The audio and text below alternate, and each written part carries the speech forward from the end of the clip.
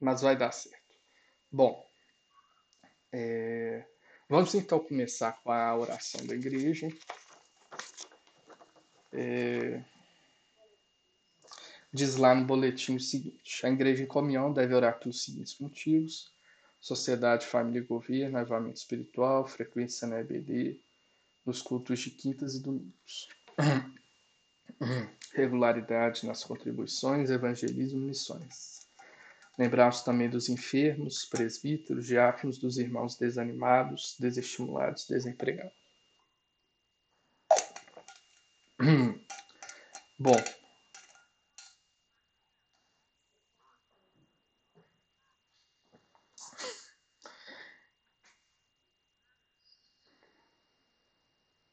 isso aí. Bom, é, também orar lá pelo Helder. O Helder é meu colega lá na FTRF. Conheço o Helder. Tem muito tempo que a gente não conversa. Vamos orar lá por eles.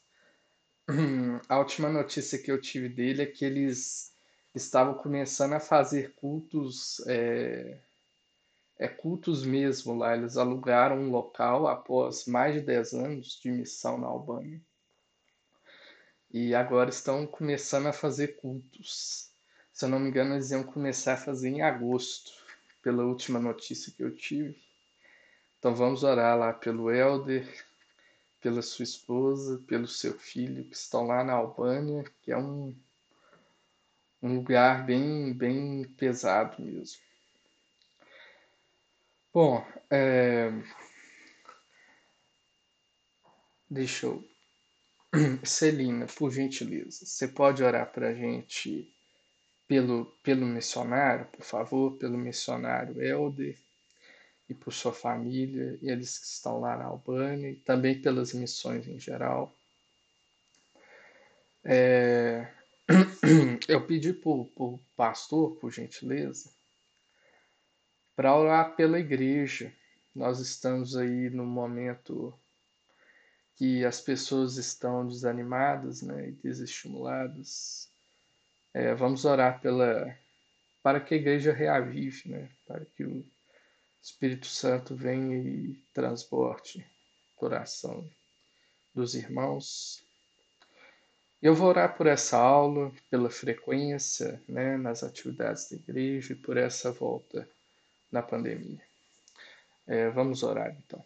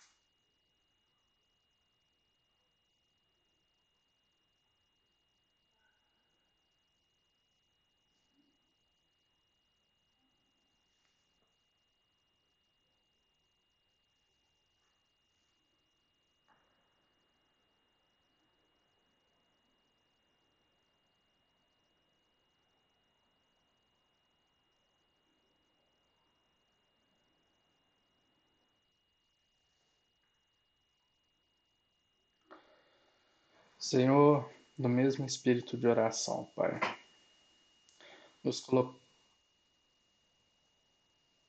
Oi? Senhor, no mesmo espírito de oração, nos colocamos diante de Ti, Pai, pelas frequências, Senhor, dos irmãos. Ó Deus, sabemos que estamos em tempo de pandemia, sabemos que existem restrições que devem ser observadas, Pai. Te pedimos por esses que não podem vir, Senhor, que são as crianças da igreja. Senhor, esteja com elas, ajuda os pais, dá sabedoria aos pais, dá paciência também. Senhor, nesse momento peculiar que as crianças estão em casa durante todo o dia, toda a semana, Senhor, tem misericórdia. Ó Pai, também o outro grupo, Senhor, são os idosos. Ó Deus, pedimos a Ti pelos idosos da igreja. Esteja com cada um deles, Pai. Orienta, conforta, Senhor. E, Senhor, pedimos a Ti por aqueles que podem estar, mas por algum motivo não estão indo, Senhor. Pedimos a Ti por esses que estão desanimados, por esses que estão desestimulados. Senhor, aviva, Pai, aviva. Ó Deus, e nesse momento de pandemia que estamos com mais incertezas, com o novo aumento de casos na Europa, Senhor, dá sabedoria às autoridades, dá sabedoria, Senhor, a cada um nesse retorno, nessa volta às atividades. Senhor, inspira temor de Ti no Brasil, estima temor de Ti, ó Deus, em todo mundo através dessa situação. Senhor, oramos no nome do Teu Filho Jesus. Amém. Irmãos, vou colocar nosso slide aqui.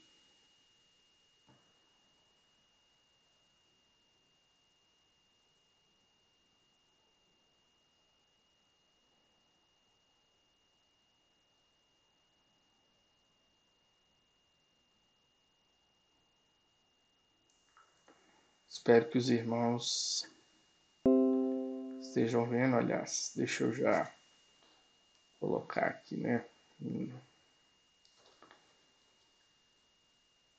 Lá para o final. Já foi uma boa caminhada, né? Só um minuto, o computador está um pouco lento.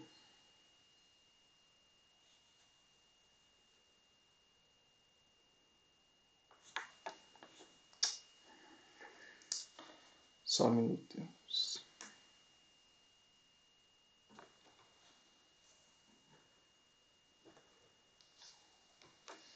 Aqui.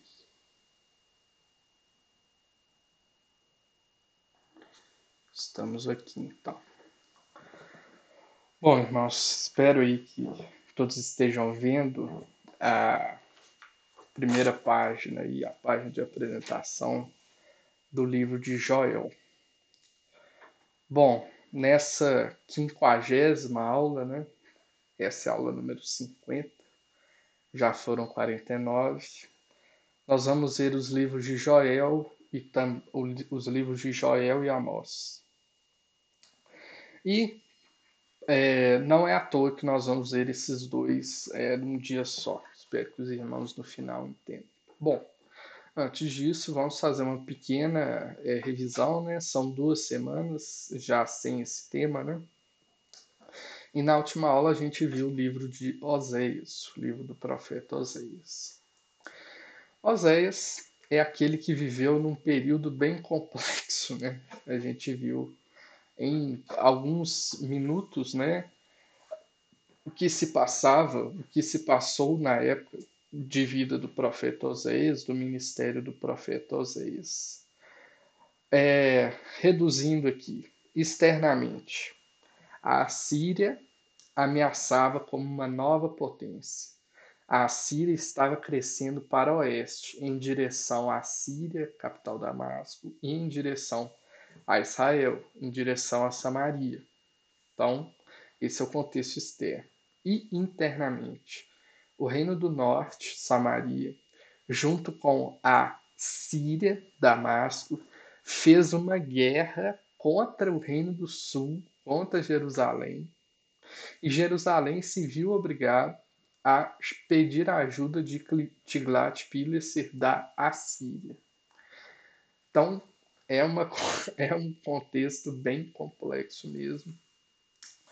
E nós temos que ter pelo menos algumas coisas dessa em mente ao ler esses livros, porque é um contexto bem complexo e é um contexto de julgamento do Senhor pelo pecado de Israel. E é exatamente isso.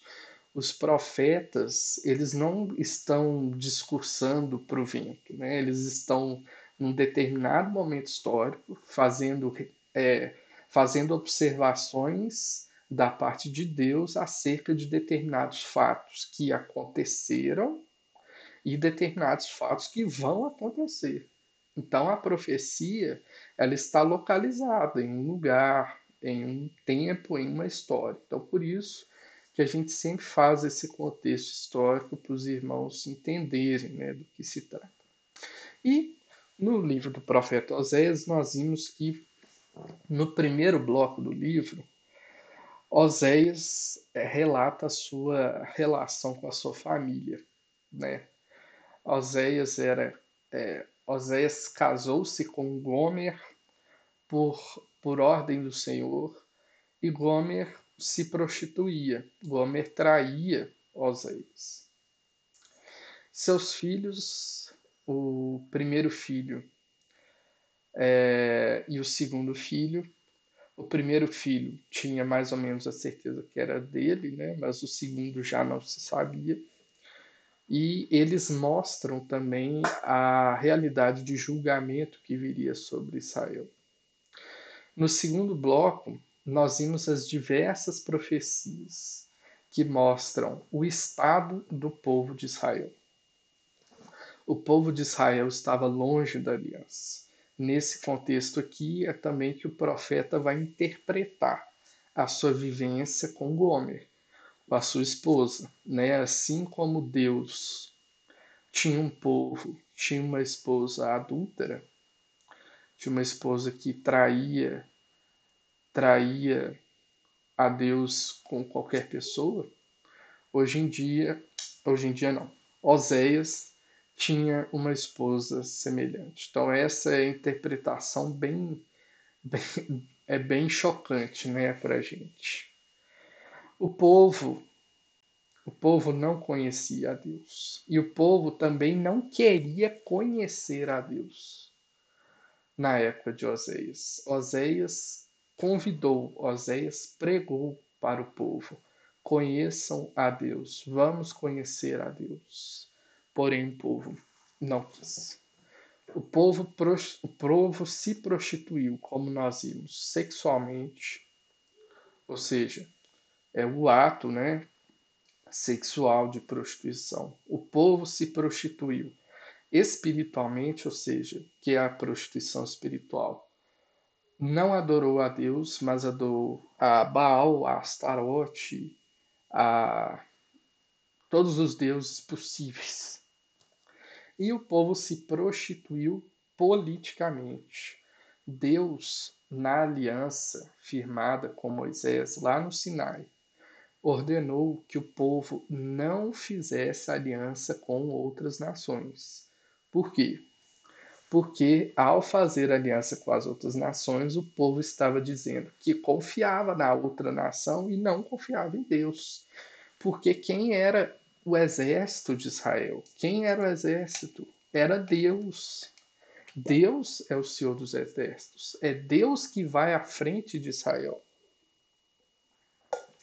É Deus quem dá a vitória a Israel. Não é uma nação estrangeira e nem é o próprio exército de Israel. Então, esse é um pequeno resumo, pequena retrospectiva da aula do livro de Oséias. Agora nós vamos então ver o livro de Joel, como diz aí no slide. escrito pelo profeta Joel com datas desconhecidas. Bom, o livro de Joel foi escrito pelo próprio profeta Joel, como ele declara, né, no início do seu livro. E Joel é um livro peculiar, porque ele é o único profeta que não que a gente não tem certeza exata de qual é a sua datação, né? Qual seria o seu contexto histórico exato, seu contexto histórico amplo, ou seja, quais seriam aí os anos em que Joel viveu. O propósito: chamar o povo de Deus ao arrependimento para que possa escapar do juízo e desfrutar das bênçãos trazidas com a chegada do dia do Senhor. Meus irmãos, os livros proféticos são bem claros. Por quê? Porque o propósito dos livros proféticos é que o povo se arrependa e volte para os caminhos do Senhor. Esse é o propósito dos livros proféticos. A aliança nunca iria ser rompida. A aliança de Deus com o povo nunca seria rompida. Por quê? Porque foi Deus quem fez a aliança.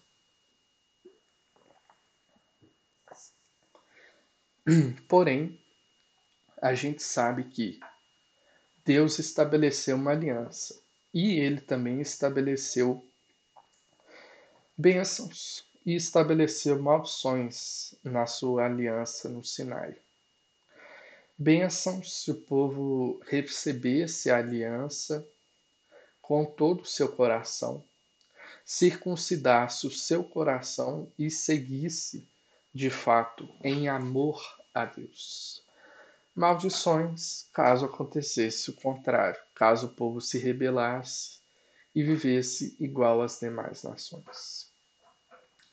Bom, como nós estamos vendo, o povo de Israel, a nação de Israel falhou em viver a aliança.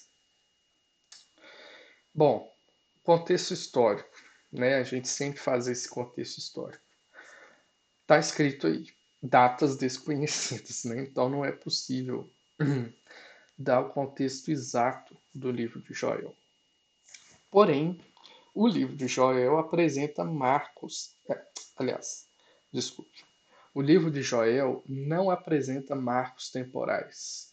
Por isso a gente não pode encaixar o livro de Joel numa posição clara na história de Israel. Porém, o que a gente sabe é que existe um fato que é narrado e explicado no livro de Joel que dá um marco temporal, uma referência de acontecimento para o livro, que é uma peste. Nos dias de Joel, uma praga nunca antes vista havia atacado os campos, as plantações de Israel. Bom, o livro de Joel começa com esse primeiro bloco, crises que exigem arrependimento. São apenas 17 versículos, como os irmãos veem aí. Joel descreveu a peste de gafanhotos como extraordinariamente grave. Então havia uma peste, e a peste são gafanhotos. Gerações anteriores, ou seja, os antepassados de Israel, nunca tinham testemunhado uma coisa tão terrível. E Joel diz: as futuras gerações certamente vão se lembrar dessa praga como uma coisa muito marcante. Joel comparou os gafanhotos a um exército poderoso que devastou a terra e deixou a terra sem nenhuma folha. Então, realmente foi uma praga bem severa para a nação de Israel. Cada parte da sociedade, ou seja, cada israelita, no campo ou em Jerusalém, no campo ou em Samaria, todos sentiram os efeitos da praga, todos. Joel chamou as pessoas para se humilhar e chorar diante de Deus, pois só Deus poderia salvar os israelitas daquela situação.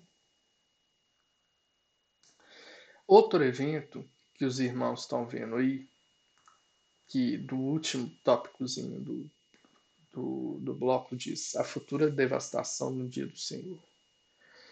Um outro evento que vemos em Joel é o dia do Senhor. Joel viu na praga de gafanhotos um sinal de que mais coisas iriam acontecer. Então é isso que nós acabamos de falar. O profeta, as profecias, elas estão localizadas temporalmente. Elas vão interpretar os fatos e mostrar fatos futuros de acordo com a ordenança de Deus. Eles vão transmitir a palavra de Deus acerca do que aconteceu e acerca do que vai acontecer. Um dia de escuridão estava chegando. E apenas aqueles cujos corações estavam justificados diante de Deus poderiam suportar esse dia, o dia do Senhor. O profeta desafiou o povo a voltar-se para Deus com o coração, não apenas com sinais externos. Então, no capítulo 2, mostra que os israelitas estavam, mostrando sinais externos de arrependimento. Só que, na verdade, isso não era de coração. Eram sinais falsos. O arrependimento não chegou no coração. Este chamado ao arrependimento profundo forma um ponto de virada no livro. Por quê? Somente através do arrependimento e da fé o povo poderia ter esperanças pela compaixão de Deus. É através do arrependimento, é através do caminhar com Deus que o povo teria compaixão da parte de Deus. E o segundo bloco mostra a resposta do Senhor. E esse segundo bloco são 4 partes, como os irmãos podem ver. A resposta foi dividida em 4 partes. A primeira, está escrito aí, a renovação da terra. Ou seja, a terra experimentaria a restauração. O Senhor teria compaixão de seu povo e renovaria a natureza para que as plantações crescessem novamente. Os gafanhotos tinham destruído tudo. Aliás, no início desse ano, se eu não me engano, teve uma praga de gafanhotos muito grande no continente africano. Os irmãos imaginam que é uma plantação que estava crescendo, que estava saudável e simplesmente vem uma nuvem de gafanhotos e passa e come tudo e vai para a próxima plantação. Isso deve ser assim, eu nunca vi, né? Mas deve ser assim, uma coisa desesperadora, né? Imagina para um agricultor, imagina para o povo da cidade que vai sofrer com isso, porque não vai chegar alimento. Vai ser uma coisa desesperadora. Porém, Joel diz: as plantações vão crescer novamente. O Senhor removeria os supressores e mostraria a sua glória, e o povo de Deus iria se alegrar no Senhor. Segundo, a renovação do povo de Deus. Não só a terra ia renovar, não só, vamos dizer, a bênção material ia vir, né? É tipo assim, não só a plantação ia voltar, mas o povo, coração também iria voltar-se para Deus. As pessoas experimentariam um despertar espiritual. Joel declarou que um dia em que o Senhor derramaria o seu espírito em pessoas de todas as categorias da sociedade, macho e fêmea, jovens e idosos, escravos e livres, todos iriam receber o Espírito Santo. Eventos cataclísmicos acompanhariam esse derramamento, em quem clamou o nome do Senhor, e quem clamou o nome do Senhor receberia a salvação. Irmãos, no dia de Pentecostes, lá em Atos, o apóstolo Pedro anunciou que o Senhor tinha cumprido as palavras de Joel. O Espírito Santo veio, de fato, como o profeta Joel disse. Habitou em todos os crentes, como o profeta Joel disse. Tanto importa se eram mulheres, se eram homens, se eram idosos, se eram adolescentes, jovens. Não importa se eram livres, se eram cidadãos romanos ou se eram escravos. O Espírito Santo veio. Habitou em todos e permitiu aos crentes viver como Jesus, seu Senhor, ordenou. Terceiro, o julgamento das nações. Deus julgaria as nações ímpias. Ele reuniria aqueles que pecaram contra ele e seu povo e recompensaria cada um, de acordo com o seu mal. Irmãos, o mal não passa impune diante de Deus. Por mais que pareça que não, mas não passa impune diante de Deus. Porque muita gente quer ver as coisas acontecendo agora. Mas, irmãos, tem uma eternidade chegando. Então, vamos ter em mente isso. Toda a terra ímpia iria conhecer a soberania de Deus. Naquele dia é o dia do Senhor. Em quarto lugar, bênçãos para o povo de Deus. Judá desfrutaria de bênção especial.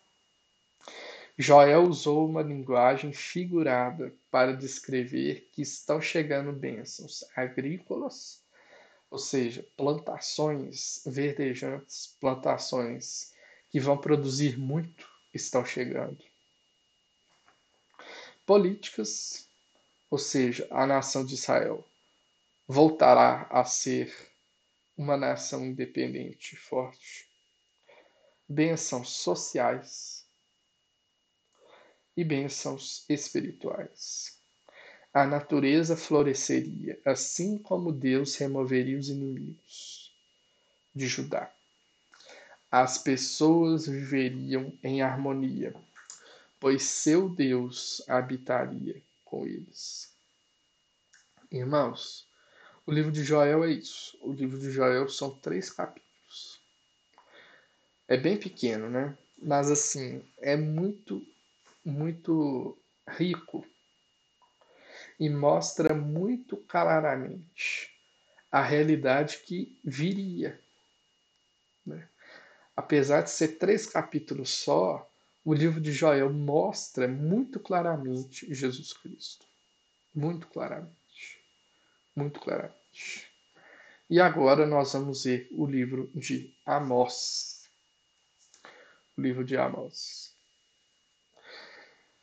Escrito pelo profeta Amós, com datas entre 760 e 750 a.C. Bom, assim como o livro do profeta Joel, Amós foi escrito pelo profeta Amós. Nós temos essa certeza da autoria. E essa data aí, Amós, como os outros profetas, deixa uma data identificada no próprio livro. Então, irmãos, a única exceção de datas é só o livro do profeta Joel. Todos os outros livros proféticos, o autor deixa uma marca temporal, um evento, uma referência, um rei, alguma coisa que localiza o seu livro temporalmente. Amós não foge à regra. O propósito diz assim: revelar a severidade do julgamento divino por causa da infidelidade pactual em Israel e Judá, e declarar a esperança de grande restauração após a destruição do exílio que estava aproximando. Amós foi escrito com um propósito, o propósito de mostrar a verdade sobre os fatos que estavam acontecendo em Israel. Irmãos, o que isso tem? Espero que os irmãos estejam percebendo que esse é o papel dos profetas. Aquela aula lá de introdução aos livros proféticos, ela é fundamental porque vai mostrar exatamente essas naturezas da, da atividade profética, dos livros proféticos. E agora nós estamos vendo isso na prática, no decorrer dos livros. Assim como Joel, assim como Joel, a quebra da aliança e, podemos dizer, até o esquecimento da aliança, o esquecimento dos termos da aliança, levou ao julgamento divino. Porém, como já vimos, os livros proféticos mostram sempre, todos os livros proféticos, irmãos, todos, desde o primeiro até o último, todos mostram que Deus inaugurará o seu reino em Jesus Cristo. Irmãos, o contexto histórico do livro de Amós, aí que está. Amós é contemporâneo a Oséias. Contemporâneo a Oséias. Portanto, ele faz a sua pregação no mesmo contexto do profeta. Então, eu coloquei de novo a nossa cronologia de reis, né? E está aí o período do profeta Oséias e o período do profeta Amós. Então, Oséias pega um período um pouco maior, né? Que Amós pega um período aí 20 anos maior. E Amós pega esse período aí mais especificamente conturbado do Reino do Norte, né? Esse entra rei, entra outro rei, mata um rei, entra outro rei. Então, Amós pega esse período aí mais complicado. Nesse período, como a gente viu, é sempre importante. Vamos fazer uma breve recapitulação. Houve um início de prosperidade em Israel com a paz internacional que estava acontecendo na política externa. Então, no livro de Oséias, a gente viu que Jeroboão II e Azarias, Jeroboão II no norte e Azarias no sul, viveram em um momento que não havia expansão territorial de nenhuma potência. Então, a Síria, capital Damasco, não estava expandindo, estava até em paz com o Reino do Norte. O Reino do Sul não enfrentava ameaça egípcia. Então, esse período é um período de um período de prosperidade, um período de paz, que a nação de Israel, tanto do norte quanto do sul, gozou. Então, houve uma relativa prosperidade. Porém, nós devemos lembrar que, após esse período, houve a expansão da Assíria, capital Nínive, e a imensa confusão política no Reino do Norte. Após Jeroboão II, os irmãos estão vendo aí, Zacarias, Salum, Menahem, Pecaías, Peca. Então, houve, houve um, uma, um derramamento de sangue aí enorme no Reino do Norte, após esse período de prosperidade de Jeroboão II. Fora a pressão assíria, né, como nós vimos.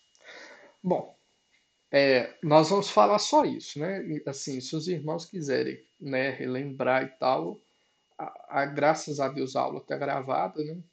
Temos essa ferramenta aí. Então os irmãos podem lá voltar na aula do profeta Oséias e ver a parte do contexto histórico.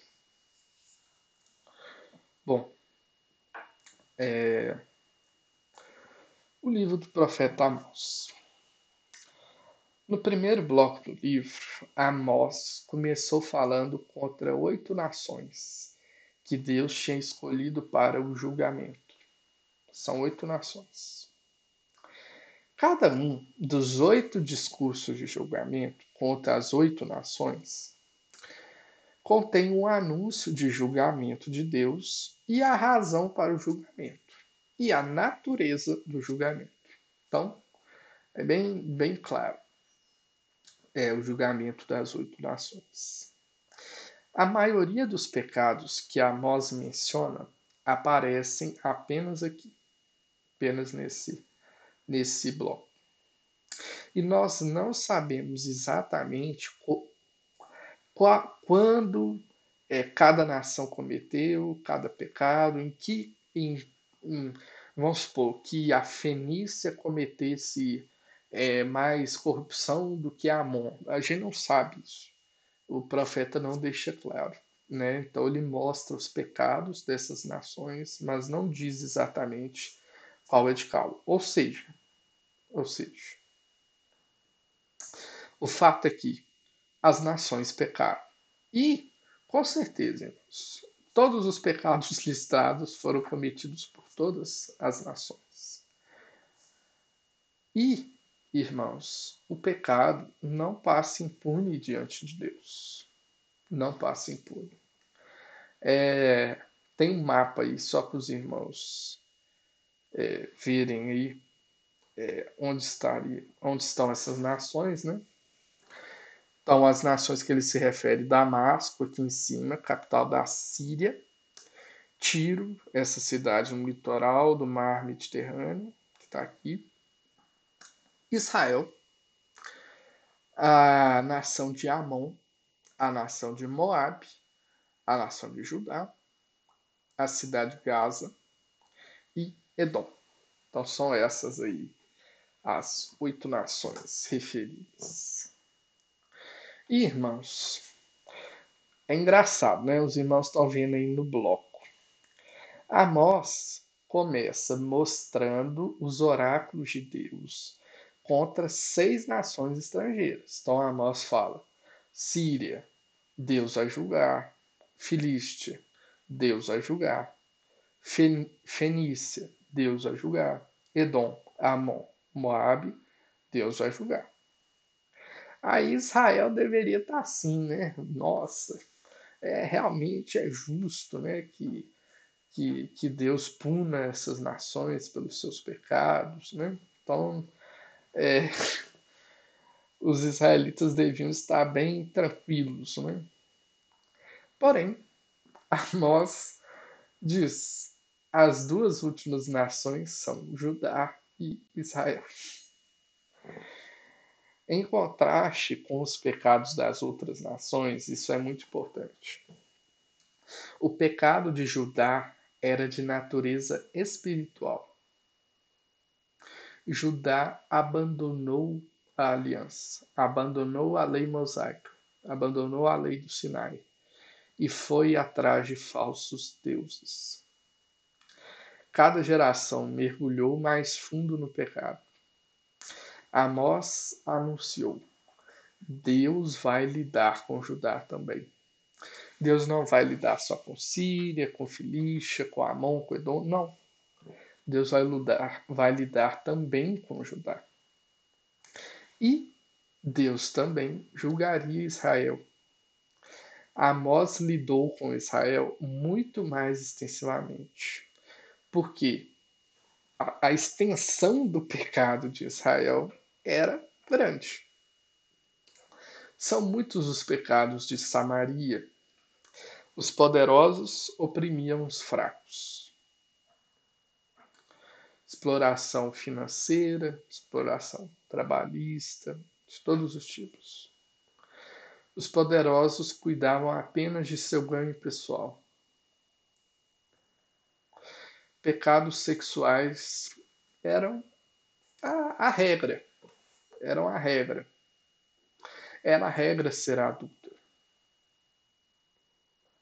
As pessoas gostavam dos cultos dos templos pagãos E no culto de Israel, e no culto lá em Jerusalém, e na congregação, mas que é isso? Eu quero vir nesse culto aqui de Baal, que o povo dança, que o povo come, que tem jantares, que depois do culto tem as orgias. Então eu prefiro muito mais ir no culto de Baal.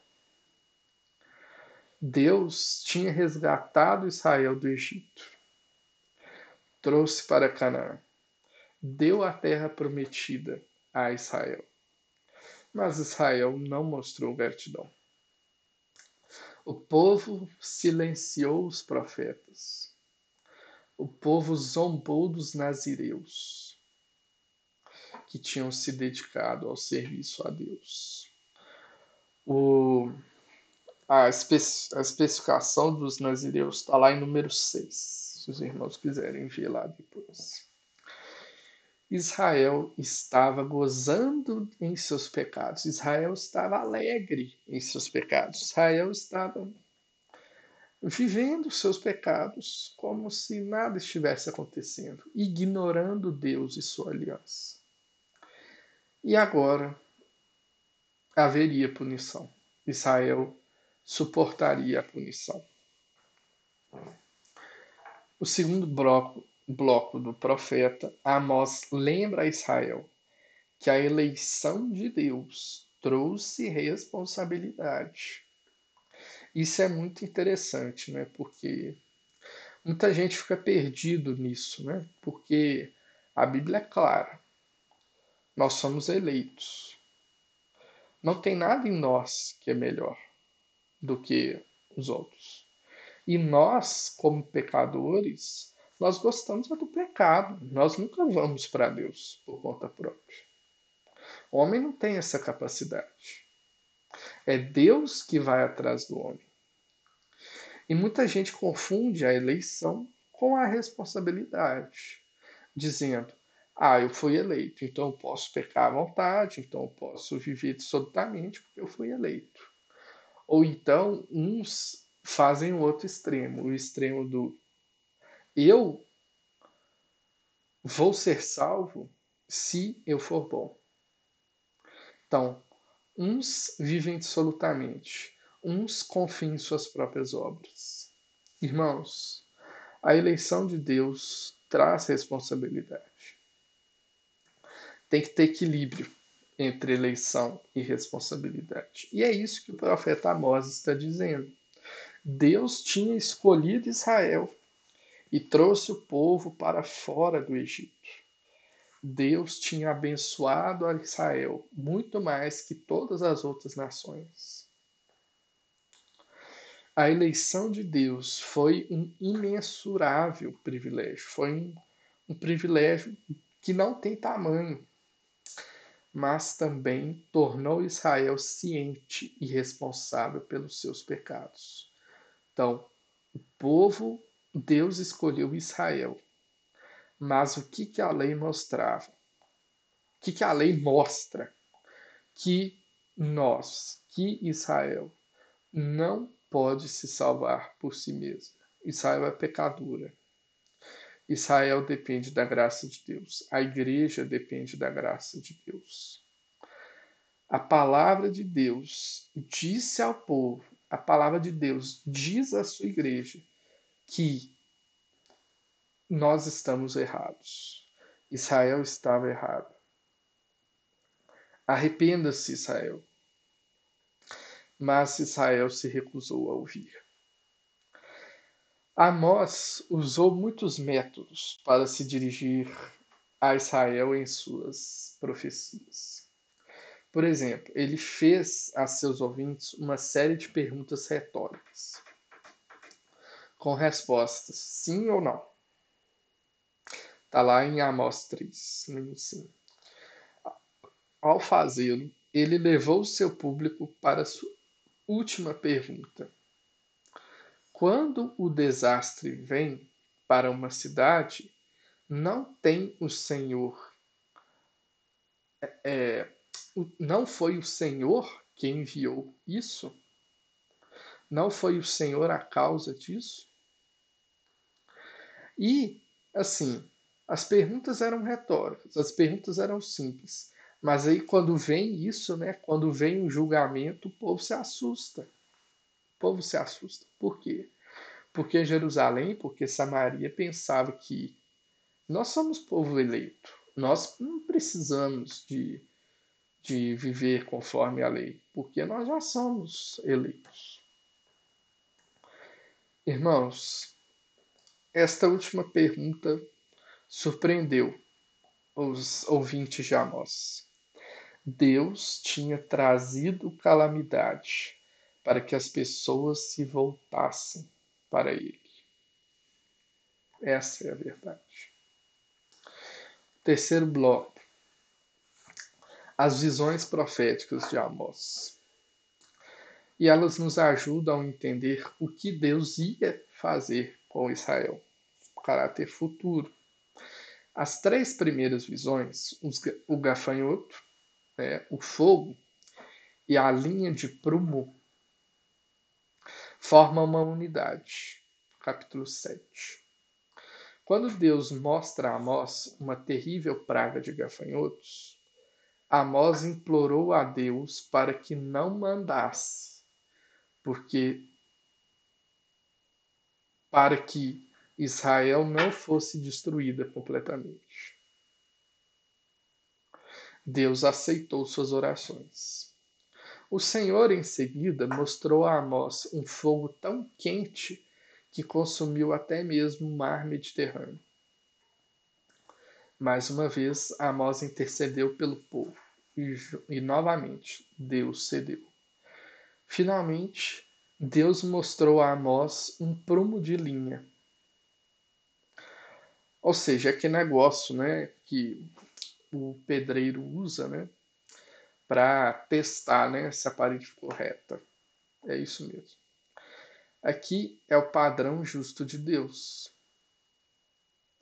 Quando Deus testou Israel, ele o achou torto. Então, o pedreiro vai e mede a parede. O pedreiro acha a parede torta. Vamos supor que o pedreiro deixou o seu aprendiz fazendo a parede. E a parede está completamente torta. O que tem que fazer? Dependendo do nível de desvio, né? Se a parede estiver virando assim, irmãos, tem que derrubar a parede. Tem que jogar tudo no chão e fazer tudo de novo. E é isso, irmãos, que Deus ia fazer com Israel. Assim como testa o prumo e se a parede está muito torta, tem que derrubar. Assim Deus iria fazer com Israel. E Amós, já encerrando nossa aula, fecha seu livro com uma mensagem de esperança. O povo de Deus exaltado. Apesar de todo o pecado de Israel, Deus ainda amava Israel. Deus ainda amava o povo. Um dia, ele criaria um mundo em que a semente de Davi teria novamente destaque. Amós também falou de outras nações que teriam o favor de Deus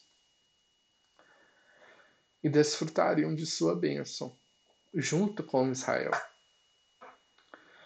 Irmãos, na vinda de Jesus Cristo e no estabelecimento de sua igreja, vemos pelo menos parte do cumprimento das palavras de Amós.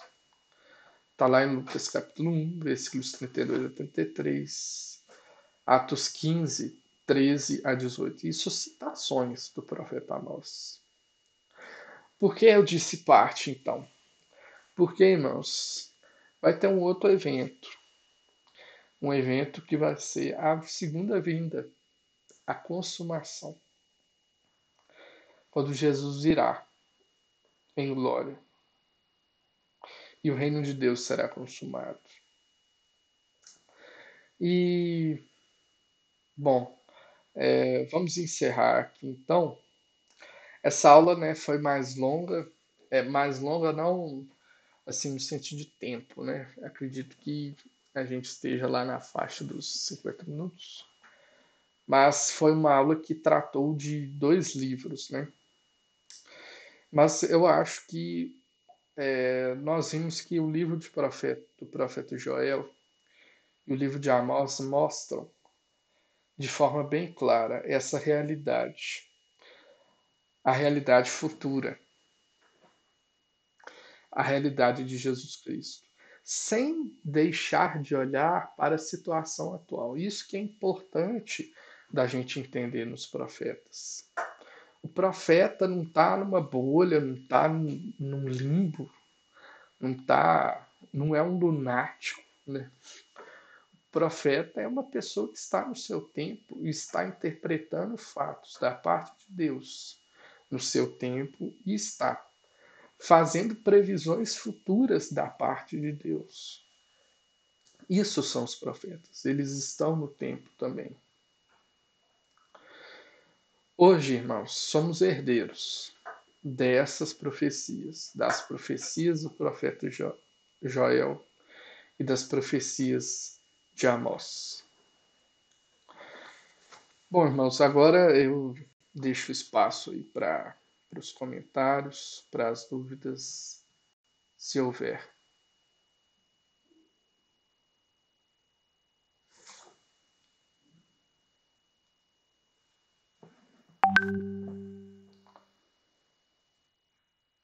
Oi.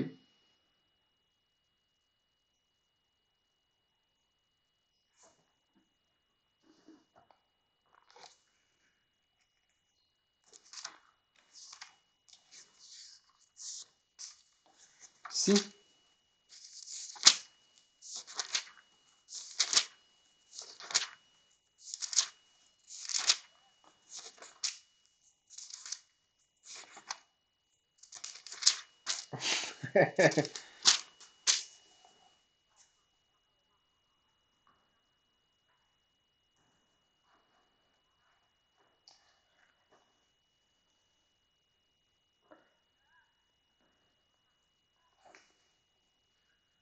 Isso.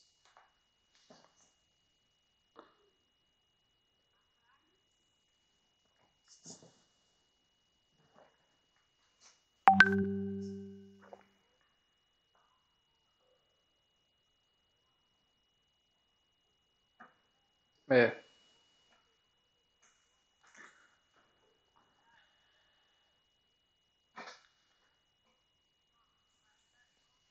sei.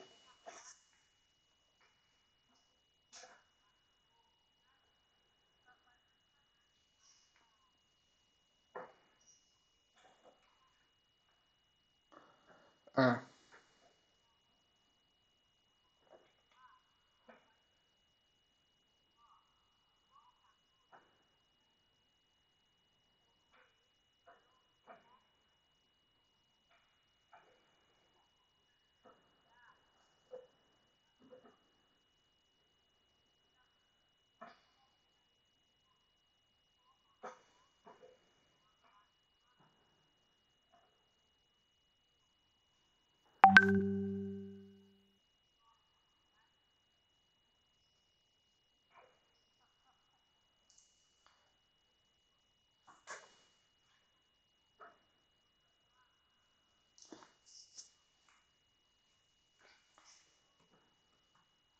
é, é um negócio feio mesmo.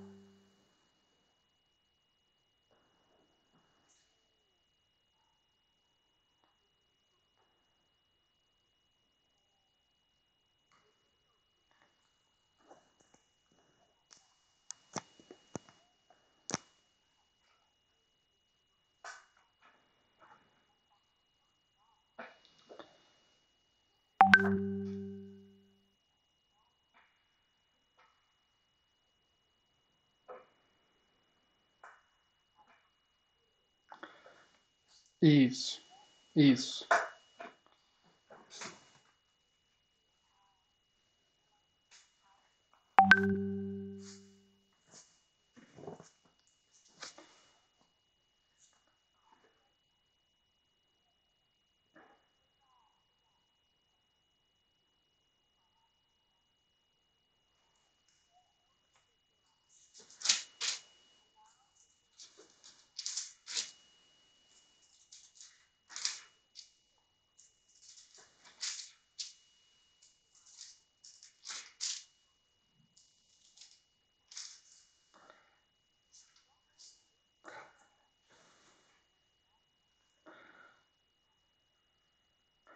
Que bom, Marlene.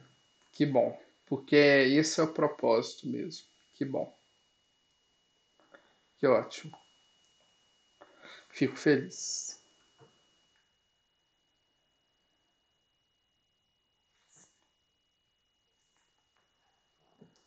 Que ótimo.